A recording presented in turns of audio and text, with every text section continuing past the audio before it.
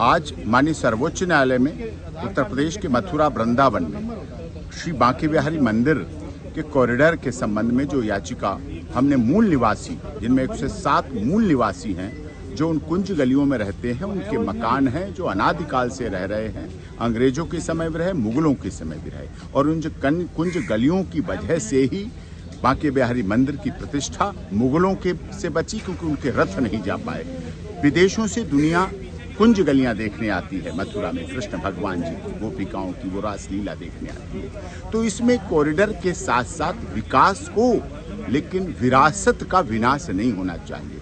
विरासत को मिटने नहीं देंगे। इसी बात के लिए आज भी याचिका में सुनवाई थी, जिसमें उन सभी याचिकाओं को माननीय कोर्ट ने, डबल बेंच ने अब honourable chief justice of India के यहाँ भेज दिया है, जिसमें माननीय मुख्य न्यायाधीश बेंच में अब उसको सुनेंगे और हफ्ते 10 दिन में शायद ये मैटर आगे पहुंचेगा, वहां सुनवाई होगी। इसीलिए इसमें, क्योंकि यमुना के पास हजारों एकड़ जमीन है, उसमें कॉरिडोर बनाएं, विकास करें, नवग्रह गार्डन का सौंदर्यीकरण करें, तुलसी वन का करें।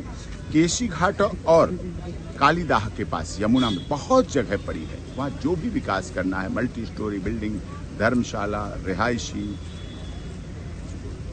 मेडिकल चेकअप, पार्किंग, जो सब करना, सारा कुछ वहाँ हो सकता है। वो हमने प्लान सुझाया है और सारी चीज़ें जो सुलखान सिंह रिपोर्ट में भी हैं, केवल एक कॉरिडोर की बात ना करके सुलखान सिंह की और रिपोर्ट की बातों को पूर्णतः अक्षर सा माना जाए, जिसमें हम सभी मूल निवासी हैं, पूरी तरह से सहयोग करने के लिए तैयार हैं और उसका साथ देने के लिए तैयार। इतिहास में भारत की पहचान वैश्वीकरण के रूप में नहीं, बल्कि भक्ति, आस्था, श्रद्धा और वैष्णव संप्रदाय की वजह से है, सनातन धर्म की वजह से, सनातन पद्धति की वजह से। और हम चाहते हैं उसमें हमारी डबल इंजन की सरकार भी सहयोग करे। माननीय सर्वोच्च न्यायालय से ऐसी गाइडलाइंस जाएं जो उसमें पूरी तरह से कर सके। 84 कोस की परिक्रमा, कॉरिडोर की परिक्रमा नहीं करने आ रहे हैं, 84 कोस की परिक्रमा करने आ रहे हैं। तो उसमें कुंज गलियां शामिल हैं। श्रीधाम वृंदावन का इतिहास की पवित्रता बनी रहे, दर्शन का समय बढ़ाया जा सकता है, अन्य चीजें की जा सकती हैं, उन पर नियंत्रण किया जा सकता है। यूपी ब्रिज प्लानिंग और डेवलपमेंट एक्ट 2015 को सही तरह से लगाया जा सके।